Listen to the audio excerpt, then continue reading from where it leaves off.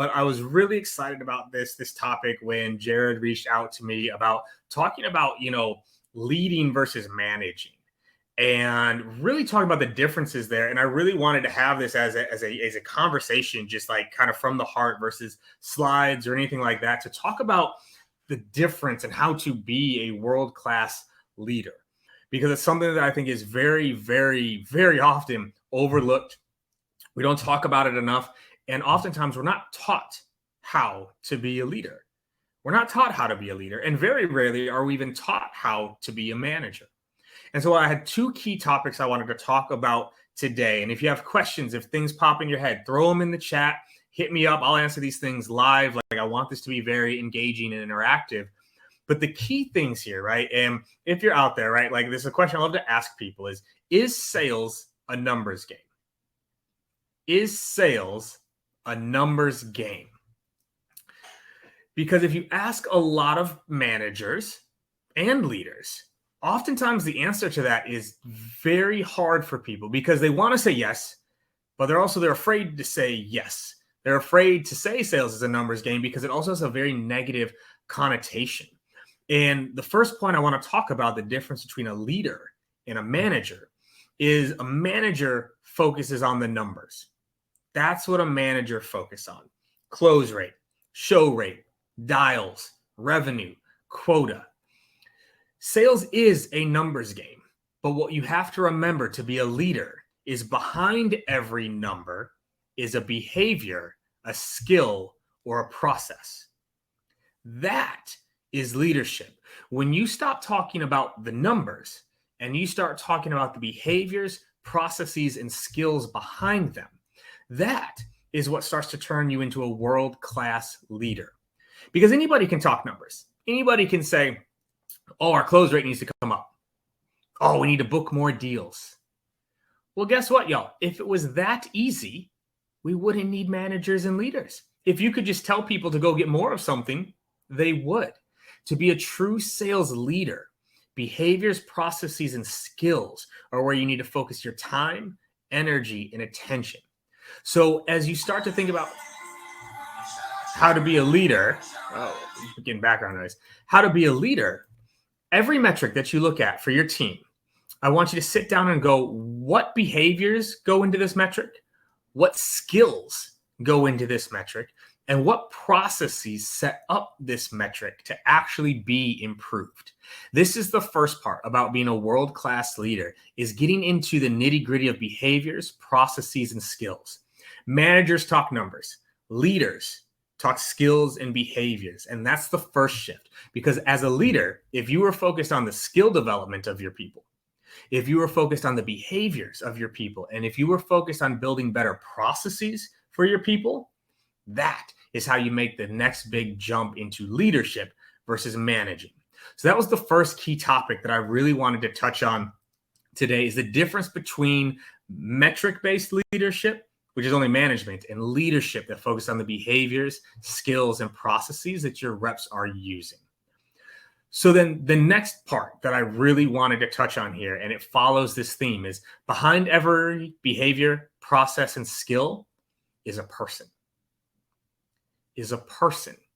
And we forget this often in sales leadership, and we forget this all the time in management. There is a person behind those behaviors. There's a person behind those processes, and there's a person behind those skills. And remembering that is the first step to truly being a great leader, is thinking about people. And I often think, especially in sales, we forget how people react to things. And we forget how to take care of the person. And we forget what people actually care about and what actually motivates them, right? So I don't, if you can see me on video right now, the shelves behind me, right? Like, most of these books are actually on people, not just on sales. They're about people, and understand what makes us tick, what drives us to do anything. What are our biggest fears? And if you think about sales, we focus so much on the process, we focus so much on the number, that we forget to build it in a way that people can actually do it, right? So if you think about what motivates most people, and in sales, we get this wrong all the time. People think money motivates. Money does not motivate. most people. And we actually have that. We know that. They've studied that. They've researched it. Money does not motivate people in a long-term situation. It just does not. Most people are actually motivated by security, by safety. That's what is actually more motivating to them. Growth, progression, mastery. All of these things are so important to remember, is that there's the people there, but people have emotions. People have emotions. And sales, we tend to be all logic. More dials equals more revenue. More money, buy a house. Like we do all this logic-based management. Leaders tap into the emotions of their team. That is another big difference between managing and leading, is leaders think about the emotions of their team. How are they feeling? How are the decisions I'm making them feel? How am I taking care of them as the person, right? And so remembering that there's a person behind everything is so very important, and you need to start understanding what motivates your people. And so there is a list of questions that I actually have my managers ask their reps to try to help separate them from being managers to leaders, to understand how to better lead their people, not how to better manage them, how to better lead them. And so we ask questions around motivation, and I would encourage you to ask your reps these same questions, because you will learn how to better lead them, right? So we ask about recognition. First thing, do you like to be recognized in public or in private? Do you like to be recognized in public or in private? That's the first question I want to ask them, because some people love the public recognition. Other people are more introverted. They don't want to see their name on the slide. They like the private recognition. The next thing that we ask is around recognition. What would be more motivating to you? Here's a $500 gift card, $500 dinner out with your boo. Which one would be more motivating, right? Do you just want the cash, or do you want an experience? Then we ask experience or tangible.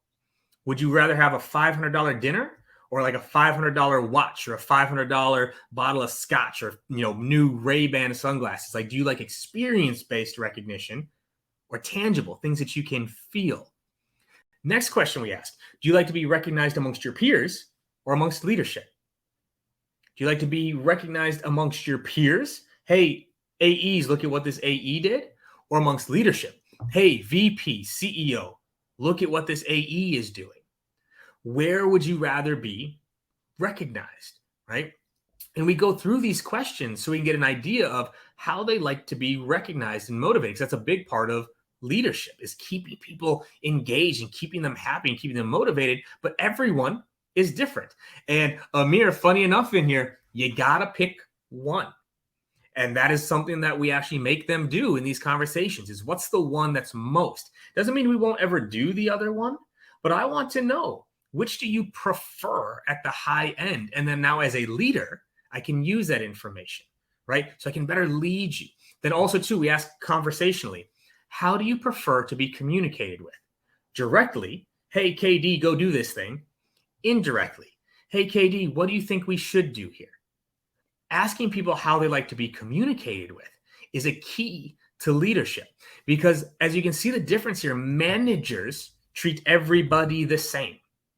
Leaders treat the person like they are the only one in the room, and they're the only one that matters in that moment. And knowing how they like to be communicated with matters, right? That's a big, big deal, right? The next question that we love to ask, how can I best lead you? How can I best lead you?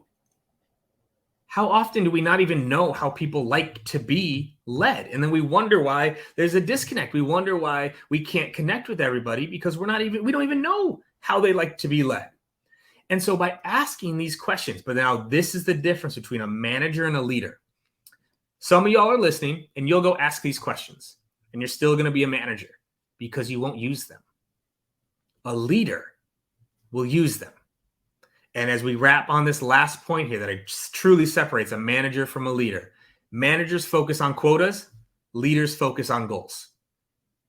Managers focus on quotas, leaders focus on goals. And there is a big difference. And most managers treat quota like it's goal. Here's the difference, y'all. I give a quota. A quota is given to somebody. You can't give someone a goal, but you can give them a quota. A goal is set by the person. And sometimes their goal is not matched to quota. But this is the key. You want to know their professional goal, but you also want to know one personal goal. What will achieving the professional goal allow them to do personally? We got to remember, this is why people go to work. People go to work for the things they can do outside of work. If they didn't have to go to work to travel, to pay for a home, to pay for their car, to have the latest iPhone, they wouldn't work because they have those things. They have what they're looking for. So by knowing what's your personal goal, maybe they want to be promoted. Maybe they want to make Press Club. Maybe they want to make $100,000 for the first time. That's the professional goal. You have to tie it to their personal goal. Why? What will that do for you? What will change in your life if you make this money? What will change in your life if you get that title? What will change in your life if you blow out your quota for the year? What will it allow you to do? That what will change question. That is now how you motivate someone. Because if you're sitting there and you're wondering, like, how do I get this employee to make more dials? Well, you could talk about dials, or you could talk about them moving out and not having roommates anymore. It's no longer about the dials. It's about by making those dials, they'll be one step closer to achieving the personal goal. So that's really what I wanted to touch on today, y'all, is the difference between leaders and managers. Leaders focus on the behaviors, processes, and skills, and they focus on their people, and they lead their people differently based on what they need and want, and they tie the professional goals back to the personal goals. That is how you lead. So I hope this was valuable. I hope you got some tidbits. I know I was moving fast. I'm sorry for the technical difficulties, but if you have follow-up questions, if you have anything, you can reach out to me on LinkedIn and hit me up to ask. But let's start leading our people, less managing, more leading, and you'll be shocked that the results actually improve when you lead instead of manage. So appreciate y'all. Thank you so much. Best of luck to everybody.